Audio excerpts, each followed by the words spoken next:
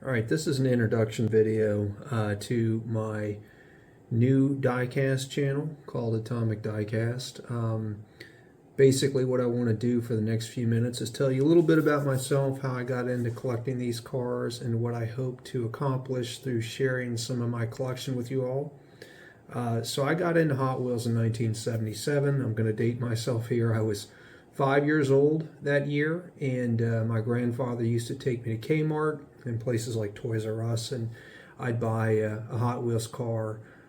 My father was always into cars, hot rods, and things like that. So naturally, as a kid, you want to get into something similar, but of course, you can't have the real thing. So Hot Wheels filled the void, and I started collecting them one at a time. This is post Red Lines. This was 1977, so I wasn't there for the early years, but I did get in on some really neat cars at a young age.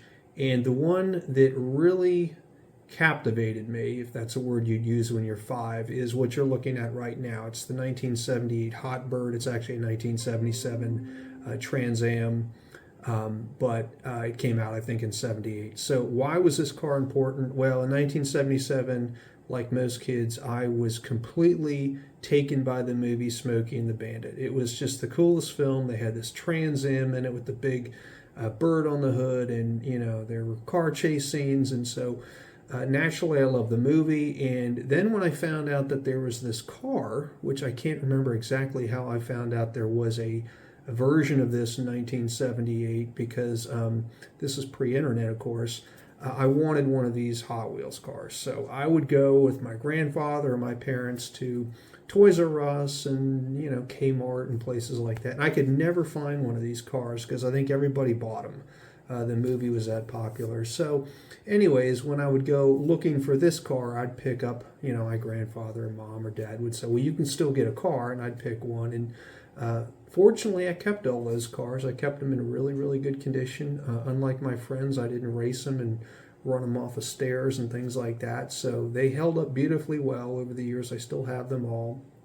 And I never got this car back in the day. I had to buy the one that you're looking at right now off of eBay, but it's in really good condition. And that moved me to dig out my car collection, Hot Wheels that is, from when I was a kid. I really collected them heavily from 1977 to 82, heavily being, you know, I'd buy one or two a month or something like that.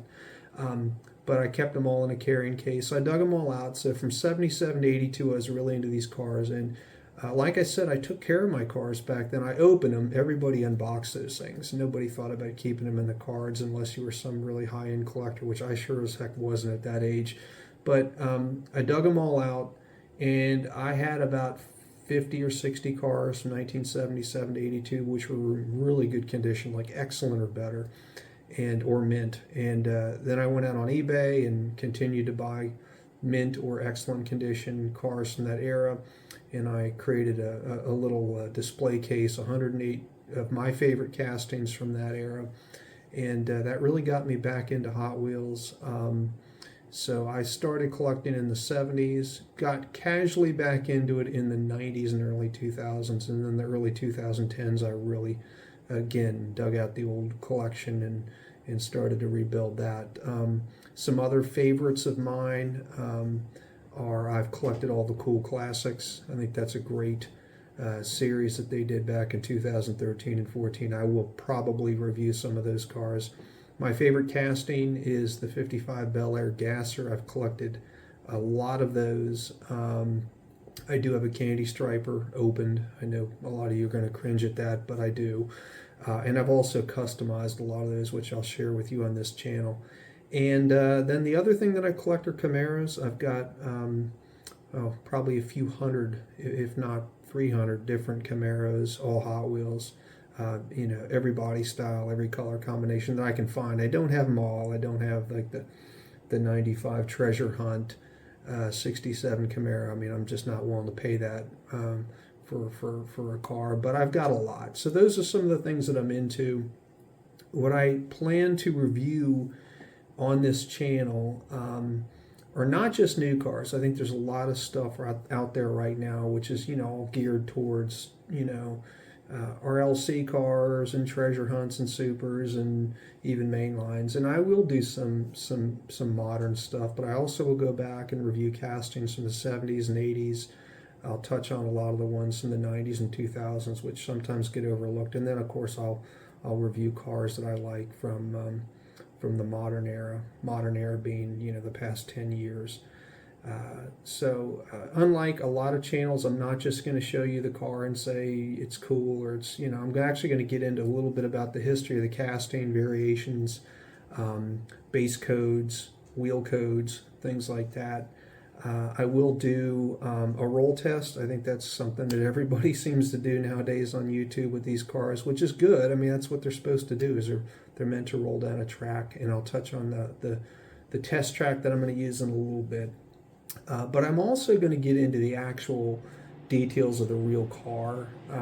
You know, these cars are, and I don't do fantasy cars much. I mean, I'm not saying I won't ever, but most of what I'm going to review here were real cars. And I'll talk a little bit about what those real cars were like in the day, and how Hot Wheels is able to capture or not capture the reality of what those vehicles were like in real life. So hopefully this is interesting to you. I'm going to probably upload a couple a week, and I will try to mix it up, and I'll try to do castings that have not been done or reviewed heavily on YouTube before. So again, I hope to get into some new things. So in a minute, I'm going to put up the test track. I'll show you how that's going to work, and then later this week we'll get going with it. All right, what you're looking at here is the test track I built. It's pretty simple. It's two pieces of track connected together. You've seen similar setups on the internet, I'm sure. The one thing that I did that's a little bit different, maybe not completely different, is I tried a lot of different heights on the elevation, and what I found was about a 1/2 inch thick is perfect. So on the right there, you'll see a 1/2 inch thick wooden coaster. What that showed was that most cars on average with this elevation will make it to like the number 2 or number 3 or somewhere in between. That's average. Cars that really suck go to 1 or a little bit beyond. A really strong roller will make it to 4. And it's rare, but I've had a couple that have made it off the end of the track, meaning the front tires will go over the edge and then they get stuck. But it'll get to that 5 marker. Very uncommon. You know, like I said, I rolled 100 cars and I only had 2 that made it to 5. And the bulk of them, you know, go to 2, somewhere between 2 and 3. So with each car that I review, we'll do 3 rolls. We'll take an average, and that'll be it. So anyways, this is the end of my introduction video. I hope it was informative. Lots more to come, and I hope to get some videos up with actual car reviews later this week. Thank you.